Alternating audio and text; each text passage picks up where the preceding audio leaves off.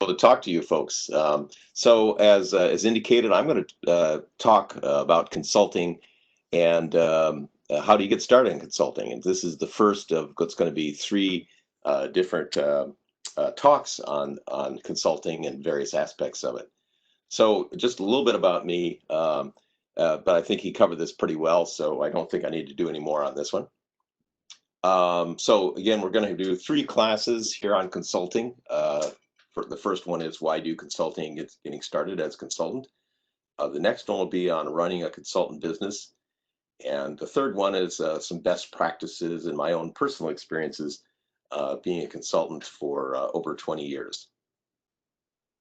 So first we'll talk a bit about what consultants do, who can be a consultant, why do people hire consultants, doing consulting on the side and providing various types of technical management consulting services, running a consultant business, at least a short discussion on that, because we'll be doing a lot more on that in the second talk. And then the importance of continuing education, continue learning as you go, keeping current and learning new skills, learning to write and communicate, which is very important in any kind of business, and especially so for a consultant. Soft skills, at least an introduction into that. We'll talk more on that in the third talk. And then just a reminder that happy clients are your best resource, and then some conclusions. So let's get started here. So what do consultants do? They provide a service that gives value to clients of various sorts. They can include technical services, market technology advice, analysis or management advice or help, anything that somebody could possibly want some help on. Consultants can provide that kind of experience and help. And using a consultant allows an organization, the organization that hires the consultant, to get expertise they couldn't afford to hire, get temporary help when they need it, and in some cases, try someone out in a role before they hire them and keep them for a more permanent basis. Consulting projects can be short-term or they could be longer-term. And many longer-term arrangements are often called contracting. For instance, if somebody actually is doing ongoing work to support a business as a consultant, you might call that a contract, and doing that work as a contractor. And consulting is a form of entrepreneurship. And a consultant, therefore, is an entrepreneur. And an entrepreneur is a person who organizes and operates a business or businesses taking on greater than normal financial risks in order to do so. So you're basically running a business. You may have capital assets. You may have employees potentially. You may have all the things that that a corporation or an organization like that may have. And consultants have to think there about the various aspects of running a successful business. Now, being a consultant can be a way to earn some extra income, or it can be a full-time profession. And many people start out by doing some things on the side, and we'll talk a bit more about that. And then if they feel comfortable with that kind of work and not having the structure, and are okay not having the structure that a regular job can have, they may take on doing consulting as a full-time profession.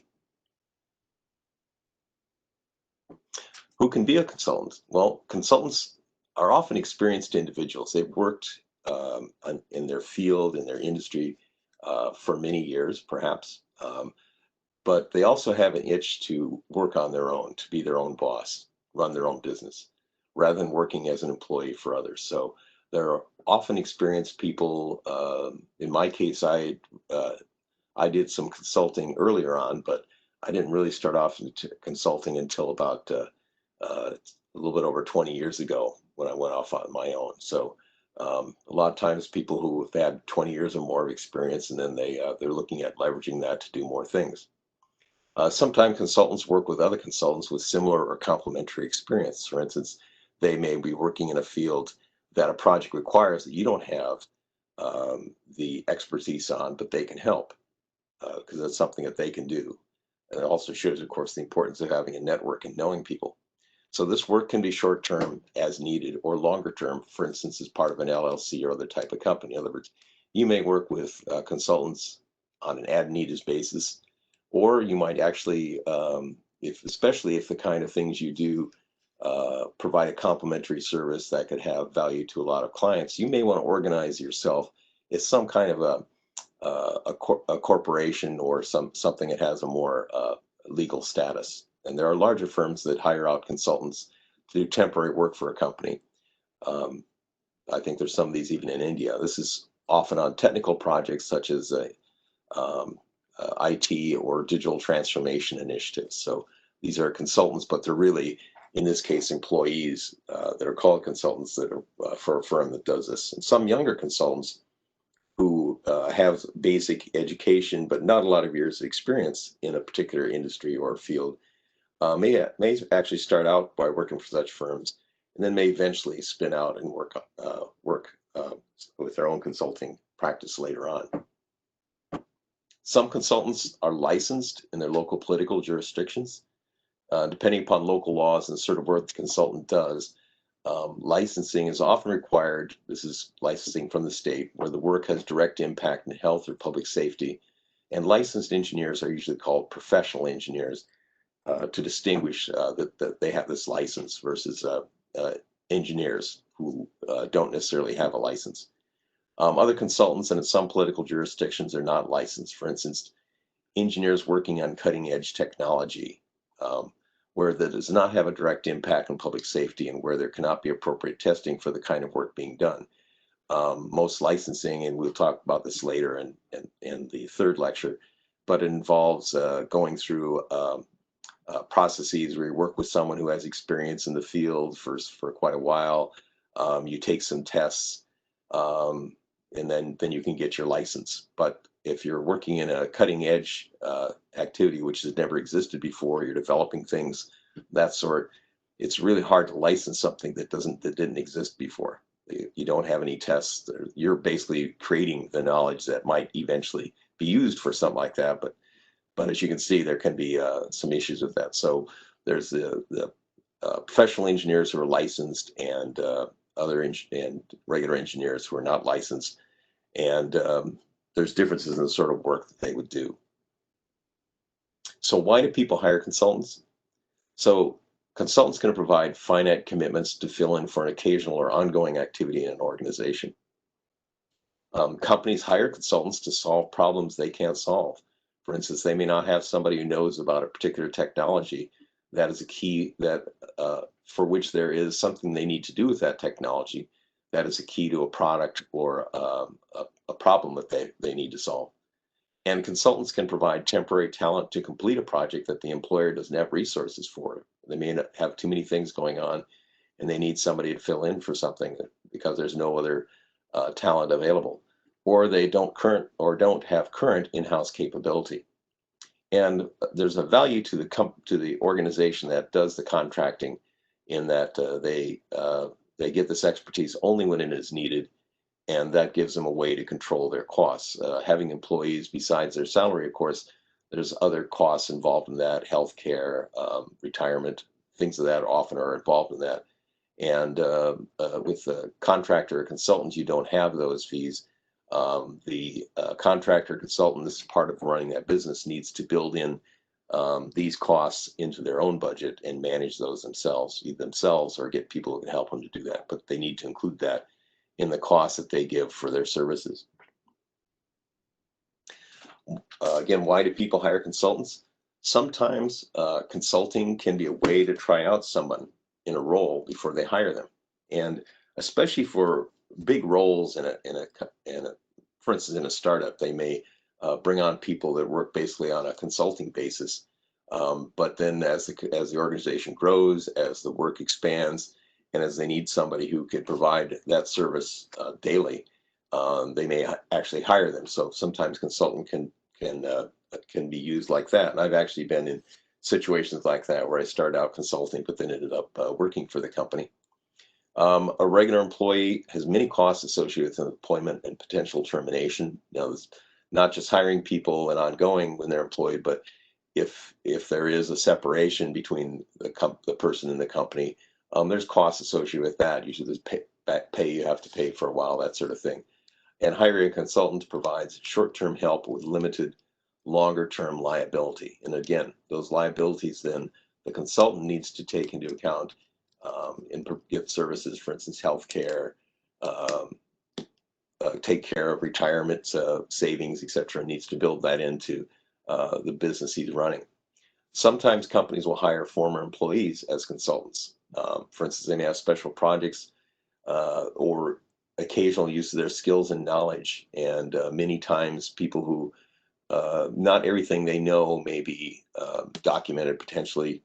And sometimes people bring someone on who, first of all, they know them, they have experience with them, but they also have specialized knowledge that can help a company occasionally to in order to do things. In fact, many eventually full-time consultants start out doing this sort of work where they work for a former employee, part-time basis maybe, but then they start to reach out and look for other possible uses of their skills as well.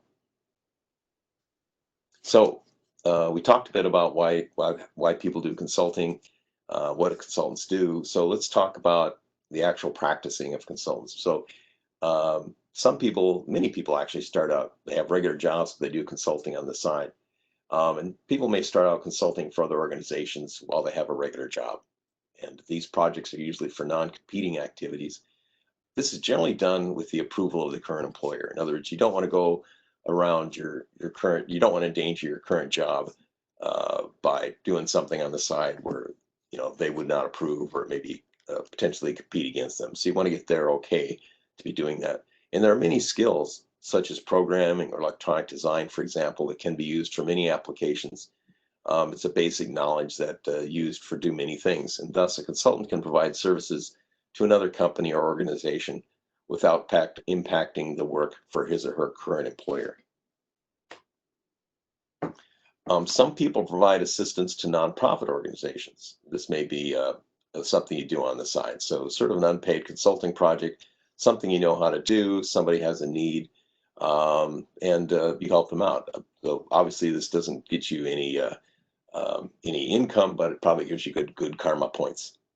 And many consultants start out doing consulting part-time before they consider doing so as a career, as we've mentioned a few times. And part-time consulting provides some extra income to the consultant. It can also be used to increase the consultant's exposure to potential future clients. In other words, by starting to do this kind of work, even on the side, you may you start to create clients. Clients may talk to other people. A friend of theirs works for a company that has a need for somebody to do something. They worked with you to help them do that, and you get referrals. So once you start this process, if you do it right and you create a good reputation, that will help to attract potential future clients. Now, you may also want to do some active marketing, but probably some of the best marketing, or at least the best backup marketing, is people who actually know you, worked with you, and value the work that you've done. And in fact, once you've worked for an organization, they like what you did and they have another need for it, you may get repeat business. And that's critical to most consultants, is people who come back to them on a regular basis asking for the help. So make sure that you're, as a consultant, that your clients are happy with the work provided by you. And there's various types of technical and management consulting services that, for instance, IEEE members might be doing, depending upon the roles that they've played in their history, their work history. Some consultants provide engineering, programming, design, and test services. They may have their own facilities. They may rent out facilities, or various kind of things people may do. Some consultants provide market and technology analysis and projections. I've done some of that. Some technical consultants do technical writing. They write papers, documentations of projects and activities. Other consultants provide various types of management or operational assistance to an organization. For instance, where they don't have the resources themselves, or they're expanding or something of that sort. Oftentimes, this kind of activity may in fact lead to an offer to work for the company. So this may also be a way to find out about various sorts of projects and opportunities that may come your way in the course of your career. Some consultants help companies with marketing and sales. They help set up operations, things of that sort. Again, like the prior case, this may actually, if done well and the company grows, may lead to either continued engagements or potentially being hired by these organizations. So just a quick introduction on running a consulting business. We'll get more into this in the second lecture. But basically, as a consultant, you're going to be a small business owner. You may have employees, maybe it's just you, maybe it's other people as well, that will do various things for you, and you will be responsible for, then if that's the case, for payroll and other employee benefits. You will need to keep track of your consulting expenses.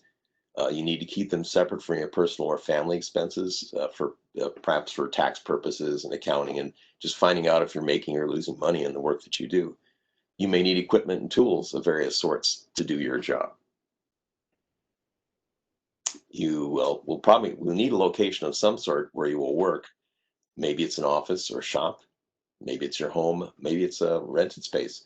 You'll need to invoice clients and collect on those invoices. You'll need to manage and pay taxes, meet various legal requirements, which will depend, of course, upon where you work and what the laws are in your jurisdiction. You'll probably need to market yourself in some way to attract business. One thing is having good client referrals, but there's other things you could do to raise your visibility and increase the odds that people will find out about you and ask for your services. And you need, above all, a very important thing is to keep yourself educated in your field or learn about related fields where you wish to work in. In other words, things you need to know that are related to stuff you already know that will expand your knowledge.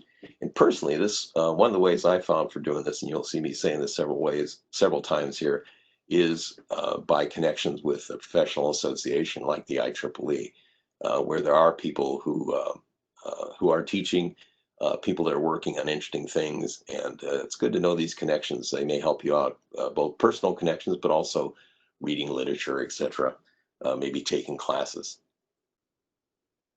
So let's talk a bit about learning as you go, where you're keeping current in your field, but also learning new skills. And these may be all sorts of skills. Technology methods and tools are changing, as are the applications that people are using them for. You will need to keep up with the latest in the state of the technologies in order to remain a valuable consultant. You want to provide additional value and help to educate your client versus the other way around as much as you can. And there are many sources, many sources for continuing education. One of the things is just diving into a project, or even as a hobby, start getting into something and learning as you go, learning a programming language, playing with computers, things of that sort. You can also take physical or online classes. For instance, IEEE's Learning Network has a number of classes on many different topics. Reading journals and magazine articles and books on the latest developments in the field. IEEE has over 40 different technical societies and councils, for instance, which I'm working on various topics. They also have future directions activities. There's probably things going on in your local section where you can go and listen to talks on various topics. Especially this is so, I think, even more so for a consultant than for a regular employee, is that you need your connections. And the professional association is one of those valuable connections to give you a technical home. And you should reserve some time in your schedule every week to help you keep current in your field. Recommend, for instance, spending at least 15% of your working time each week on education as a worthy goal. You may want to just build that into your schedule and find assets that help you to do that during that time.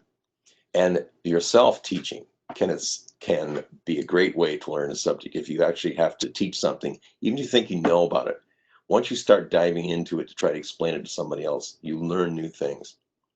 And so to be a successful teacher, you must have a broad knowledge on a topic and thus must keep up with technology. So taking on teaching topics related to the things you do sort of can force you and give you the opportunity to learn subjects more in depth, which then you can help the next generation of people out, but also help to educate and broaden your own knowledge. Learning to write and communicate is extremely important. It's important and regular work. But as a consultant, even more so. Almost every type of consultant must communicate with others to be successful. So being able to write and speak clearly and making your point consistently and logically are important abilities to develop as an employee and also as a consultant. One other thing I might add in here, which is also be a good listener. In other words, your clients will tell you about their problems. They'll tell you about the issues they've got. Listening to that and then putting what you heard into context and what you can do to help them is an important part in creating business opportunities for you. So listening is a very important skill as well as writing and communicating.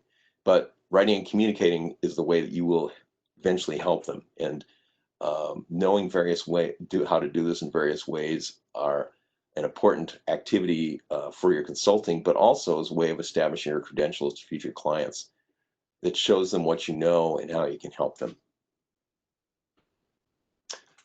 Marketing your services requires an ability to communicate and outreach to potential clients. And so it's important to take some time to learn how to write and communicate better and learn important soft skills. This is part of that ongoing education, though this is not the technical side of it. You may want to offer write articles for trade magazines on things you know about, giving talks at trade shows on timely topics and other venues in order to increase people's awareness of what you know and what you can do. Also, there are groups that just focus on communication and learning communication skills. A long time ago, I actually did some Toastmaster stuff. Actually, my dad got me into it. And it gives you an opportunity to practice public speaking, even if it's on silly things. It still gives you some practice and some capabilities that you develop from that.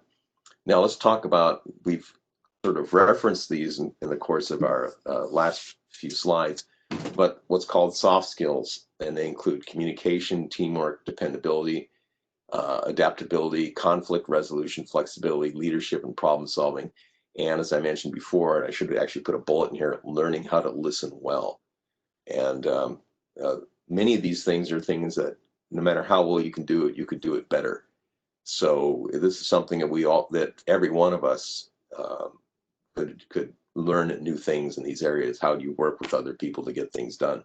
And one important of all soft skills is to really listen, to gain an understanding of their point of view. So I guess I did put a bullet in there on that. Having good soft skills helps you in finding and working with clients, as well as getting folks to pay you. Learning how, for instance, to motivate people to do things and feel good because they did that, even if they'd rather delay doing that. There's things that, soft skills that can help you so people feel like they want to help you. They want to do things that are right by you as well. It also helps with outreach to others for help and information. If you know how to communicate when you need to know something or get more information on something, and help you in your outreach to find out about those things. And mastering soft skills is easy for some people. Some people are very outgoing, but many people are more introverted, and it's not as easy. So even those who have good soft skills can always learn new tricks. So there are various resources developing or sharpening your soft skills. These include webinars and ebooks from IEEE USA. There's a bunch of stuff there, and you want to check that out. And actually, at the very end of this talk, I will mention a free ebook offering from IEEE USA. In fact, right now, all the IEEE USA ebooks are available for free to IEEE members.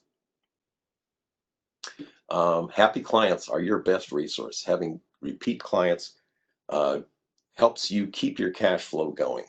Okay.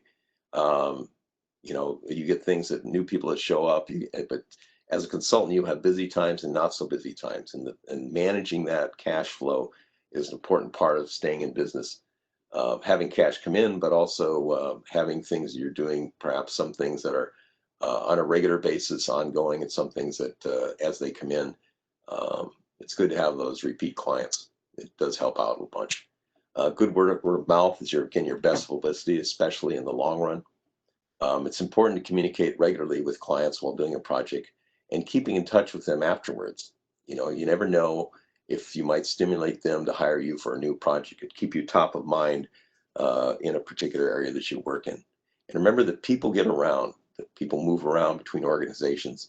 If you work with somebody and they like you, got a good reputation at one client, people move on to other companies. They may want to hire you as well because they feel you're trustworthy, you're knowledgeable, and you provide value to them. And likewise, if you don't have a good reputation, that gets around as well. So we'll talk in the third lecture on ethics, ethical principles, and things of that sort. But all these things are part of creating a good reputation, is that you're trusted, you do good work, you work hard, you try to understand what the client wants, and you're fair. And if you act in those ways, you will tend to get a response which will reciprocate that to you as well. So I'm going to start wrapping up the talk here, and we will only take questions. Again, this is the first of 3 different talks, so this is kind of an introductory one. Consultants provide great value to organizations, and consultants can earn some money on the side or as a full-time profession. And I live here in Silicon Valley in San Jose, for example, and consultants, there's a lot of consultants in this area, a lot of technical management, business consultants. They provide real value to startups for people that can't afford to hire full-time people. They help them to get talent they couldn't get otherwise to help them out. And a consultant, so there's a lot of opportunities, but you have to be disciplined enough and do the basics that we've gone through here in order to be successful or to be able to make this a full-time career. Remember, a consultant is an entrepreneur, they're a business person. They must develop internal skills or higher capabilities in order to run a business. You may have to learn new things or hire people to do things for you. And there are many different types of consultants who provide many different types of expertise to organizations. And consultants must continue to keep up in their field or learn new skills as technology changes, or as the kind of things that people want them to do change as well. And that's why keeping up with the news, keeping up with the latest technology developments, just generally being engaged is good, which again, being part of a technical technical association like the IEEE or things like that, if you use them right, they could be a real resource to you in learning things, in finding out about opportunities, in meeting potential clients. Good consultants will benefit from good communication skills. If you go to meetings and stuff, once we can go to meetings again, of course, and you can still go to them virtually, but good communication skills will help you an awful lot. And good consultants must also develop the soft skills that help them work well with others. Remember, the good work and happy clients are your best publicity. So keep your clients happy and keep in touch with them and let them know that let them know you care about them. Let them know that you're thinking about them.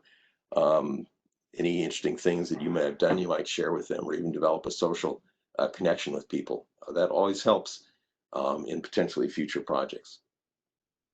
So I mentioned that the IEEE ebooks are free. One which you may want to take a look at, it's called IEEE ebook called Consulting for Geeks, which is free now for IEEE members. And in fact, here's the link for finding that particular ebook. But if you go to the IEEE USA ebooks, you can search for this book, and that would, for non-members, it's about $5. Members right now, it's free. So not sure how long the free books will last, but they're there right now if you'd like to get some of these ebooks on various soft skills, but also on consulting itself. So with that, just want to ask if people have any questions, comments, etc. I'm open to questions or comments if you'd like. Yeah, that's right, Tom. So thank you for your insights on this first session. Yes, we do have some questions on the Q&A box. How do we want to go about it? So you would be reading them, or would you like me to read it for you so that you can answer them? Let's see if I can find the comments. Sure, it's under chat. It's on the Q&A box. Oh, Q&A box. Okay, hold on. Yeah. Since I'm not able to find the Q&A box right now, why don't you go ahead and ask me the questions? Sure, Tom. So the first question goes like, how an individual can let other organizations know that he or she can be a consultant.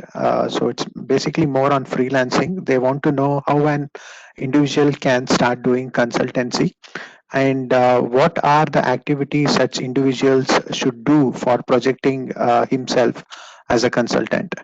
Okay, so I think they're both questions relate to how do you increase your visibility as a consultant. Would you agree? Right. Yeah, that's right. Yep. Yeah. So there's a lot of ways of doing this. And in the third talk in this series, I will go into my own personal experiences and things I've done, and a lot more into increasing your visibility and publicity. But just some quick ideas.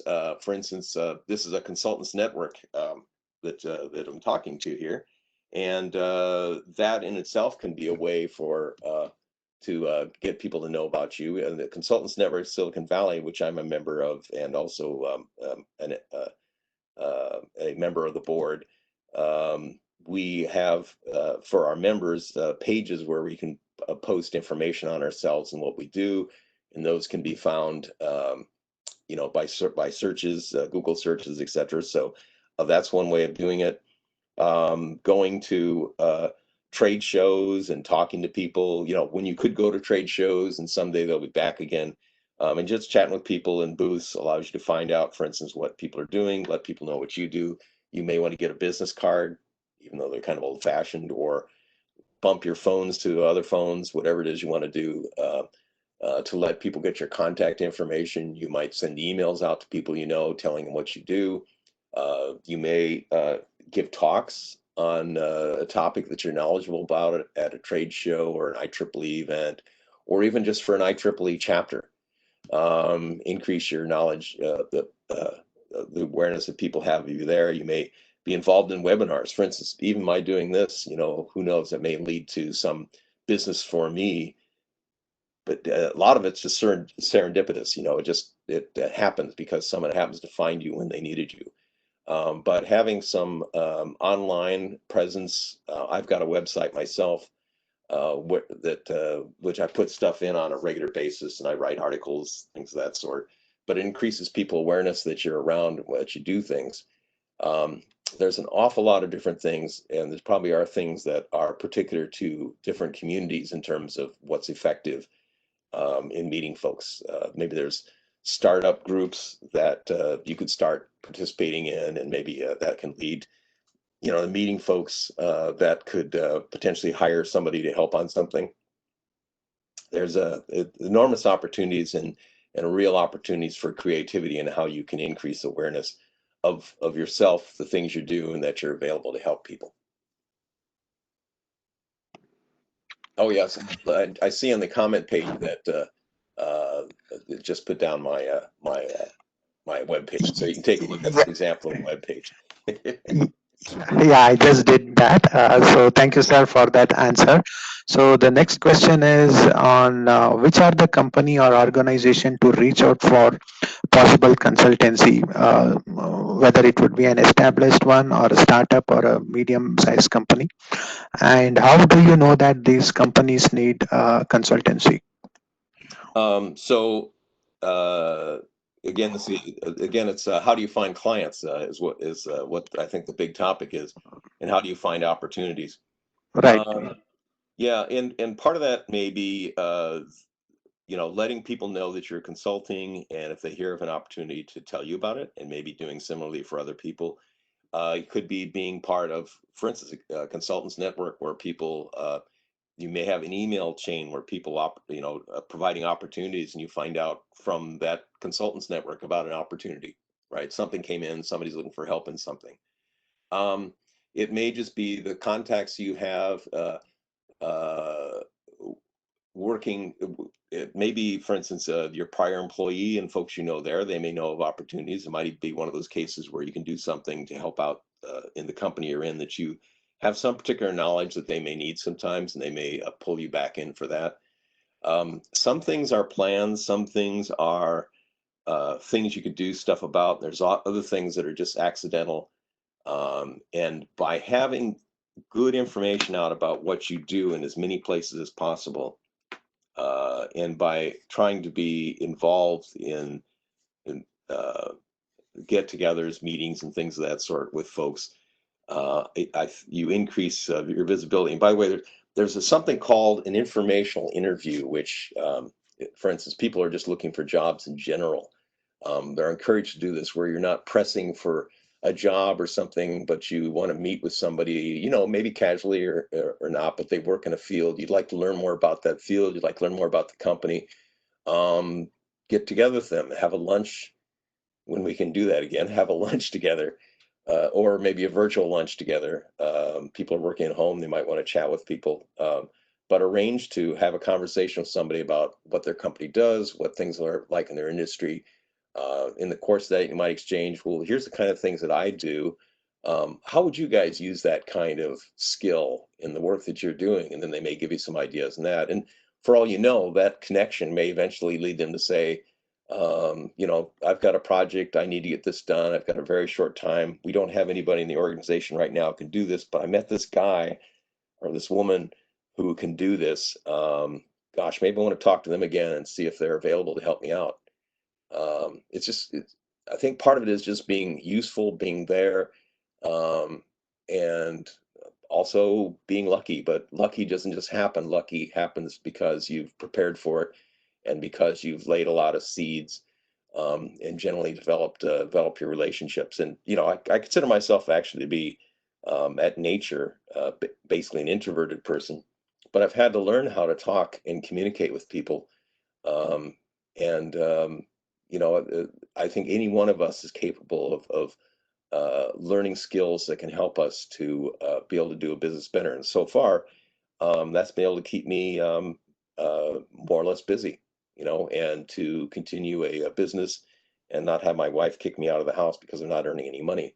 So, so I think it's possible. It's something that many of us can do. It teaches you new experiences, new skills, new experiences. It turns you into not just being a technologist, but you become a businessman and a business person in some ways, by doing this to a certain level. You know, like I say, you're an entrepreneur, you're running a business, you're taking risks, you're looking for opportunities. Thank you for that answer, Tom. The next question is more or less, I think you did provide the insights on while you are answering the first two questions. Mhm. It goes like, could you please share your experience of breaking into consulting practices during your initial days before you built your reputation? Okay, so actually, my first consulting, see, so first started doing some consulting stuff in the 90s. So I'd already worked for maybe, you know, 15 years. And I found myself, you know, and it happens off to basically everybody now, everybody at some point is you find yourself laid off from a job and you're looking for things to do. I'm in Silicon Valley, and I ran into a series of opportunities where people needed somebody who would basically be a project manager, a technical project manager, for some basically spin-off, of technologies from larger companies who no longer wanted to work in that area. They wanted to try to spin off this technology as a new company. So I had a couple of opportunities like that that followed one on another. One place I just worked as a consultant.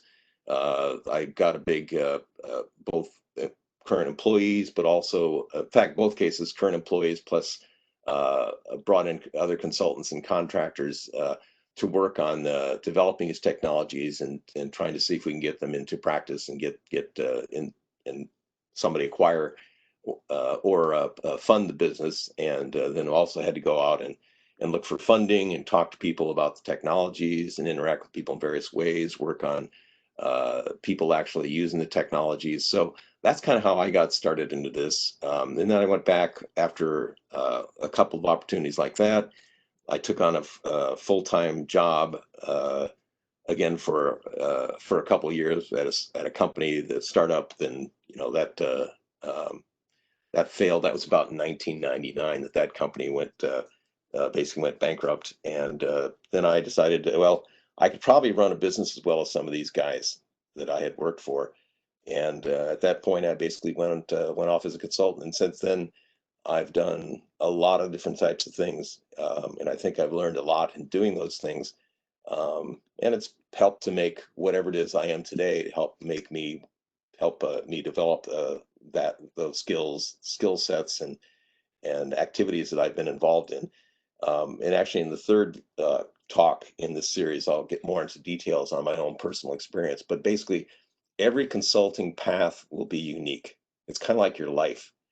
There's things we do like going to school that prepare us for things and give us some basic knowledge, but it's what we do with that knowledge, what we do with those capabilities in the long run, that ultimately defines what our career is like, and what the reputation we leave behind us, the friendships and care and concern and thoughts that people have about us, and also generally help you to feel like if you're successful, that you're making a positive contribution, helping to make things happen. So um, I think I wandered away from the original question on that one. So you're welcome to refocus me on that if you want. So yeah, so it was basically on how did you break into the consulting practice and build your reputation? Yeah, it's Yeah. so part of it was a lot of it was just being there, letting people know I was there, and taking opportunities even where I didn't know everything I needed to know, and trying to learn as much as I could, but also leveraging my experiences both in engineering management that I had before I went on my own. In my case, I was able to leverage those to help me with several opportunities and additional opportunities over the years, in different ways, based upon the course of stuff that I've ended up doing, which is varied. And again, I'll talk more on that in the third talk. A lot of being a consultant, as well as being any kind of successful technologist, is to learn, listen, and experiment, and develop yourself, develop your capabilities, and also develop other people. We carry people with us as we go along, and developing those people is as important as developing yourself. So developing those relationships are a key part of people wanting to work with you, wanting to give you money to do things for them, and for providing value, and feeling like you've had a rewarding career, and you've done good things for people. Because part of it, money keeps you going. Money provides the means to sustain yourself, but usually it's the heart, and it's uh, the sense of what you've accomplished that keep you going, in an area that, as long as you can, and as long as you're physically and mentally able, you want to continue to do interesting stuff, and to learn new things, and to provide value to folks. So I think those attitudes, or developing or even emulating, and those kind of approaches will help you to grow yourself in whatever you do, whether you're a consultant or you're an employee. Thank you, sir, for that answer. So the next question is more or less on IEEE. So which goes like how IEEE can help in getting consulting work from global organizations. So IEEE offers you ways that you can meet people from all over the world. It's an international organization, with, depending on the year and when you count it, 400,000 plus, members. And we have magazines. We've got, the various magazines, journals, conferences, local sections. And all these things, I think, offer opportunities to meet people, and often to meet people from all over the world. I know Bangalore is a big center of technology in India. There's a lot of people, say, from Silicon Valley, for instance, who have offices, laboratories, development areas in Bangalore. So going to your local IEEE meetings, interacting with people from various companies, learning what they do, letting them know what you do. I think all these things, IEEE is a platform that you can use to help leverage your career. And especially if you learn these soft skills about how to interact, work with people, and get people do things in a way that people want to work with you, that you can make, and you can get an enormous value from that platform, from those interactions, from those mutual needs of understanding, of knowledge, and as primarily technical organization, of the development of technology to meet human needs, and to provide opportunities for you, your family, and for the people you work with and their families. You mutually create business, and an association like the IEEE, I think, gives you a professional home with the ability to gain skills, experience, connections, and develop your business. That leverages that. Leverages that in the sense of that you meet people, you're doing things, volunteer. You're being a volunteer, for instance, in IEEE, I think has a lot of value potentially if you do it right, in that it raises a lot of visibility of yourself, and if you can keep your business going at the same time, ultimately, I think can create greater benefit for you in the long-term future.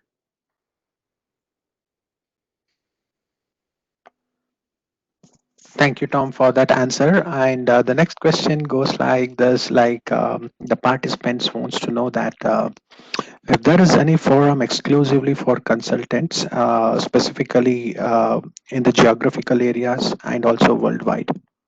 So IEEE USA started this consultants networks many years ago, and there's a number of them in the U.S., and I know there's a number of them outside of the U.S. now too. And there's one, I believe, in Bangalore, which is one of the organizers, if not the organizer, of these talks. So yes, there are groups and skills. The consultants thing is one thing. There also is an entrepreneurs network within IEEE. And as an entrepreneur, it's probably good to get connected with them. And by the way, they have some really interesting resources potentially available, including a considerable amount of free Amazon services, for example, cloud-based services that you might be able to get access, as well as other things as well. Depending upon where you are in your career, there's various technical or there's your section leadership and things you can get involved in there that can lead to meeting people. And there's if the consultant, I assume the consultants network in Bangalore, like it does in Silicon Valley, tries to have meetings. This may be one of those meetings where you provide education and opportunity, and hopefully ways, though it's a little more difficult when we're meeting virtually, to just sort of run into people and get to know them and find out what they do and interact with them. And it might be something you may actually want to do at your local level, is have random sort of meetups available, maybe on a particular topic, soft skills topic or something of that sort. Invite your members to join you at some convenient time that works for folks. Various ways you can help people connect. You can, especially, I think, technical organization like we are today, when many of us are working if we're working from home, what can we do to provide outreach and capabilities for us to interact with each other when we can't physically get together, and how can we provide quality experiences? And I know that within IEEE, there actually are groups that are working on that. For instance, IEEE conferences, physical conferences, have been hard hit by COVID in terms of physical attendance, actually having physical events. So most of them have gone virtual. An interesting aspect of that is that the number of people who have participated in one way or another virtually for some of these events has been magnified from what the physical event would have been, because a lot more people can come when they don't have to travel, don't have to stay in a hotel room. That it's a lot easier to get more people involved. They may not be involved in everything, but they can be involved in some things that are of interest to them. So I think as a professional organization, IEEE, both at the larger level and at the local level, needs to find more ways to engage our members, to help them in the technical things they're working on, and to help them in that sense to create awareness of what these people do and of the businesses they're in, and if they're a consultant, that they have these consulting services in a certain area. So again, I hope I answered that question somewhere in there. Yeah, definitely, Tom. So since also like you mentioned some of the tips, and IEEE Consultants Network Bangalore chapter is just few months old. So probably we will also try to implement some of the points that you just shared Yeah. to help the consultants here in Bangalore help. So as you already mentioned about the COVID times, the current changes that we are looking into, the follow-up question would be with respect to consultancy. How has the outreach changed over this COVID times with respect to consulting? So if you can throw more light on that, it would be helpful. So Because you did stress on the informational interview while answering one of the questions. So since like face to face is quite difficult and this troubling times, so just wanted to know your insights on how the outreach has changed during these times.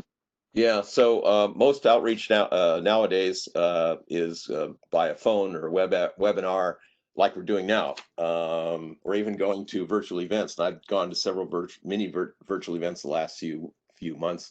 I haven't traveled anywhere except to go to the grocery store, or do things with my family, So it's been very limited social interaction.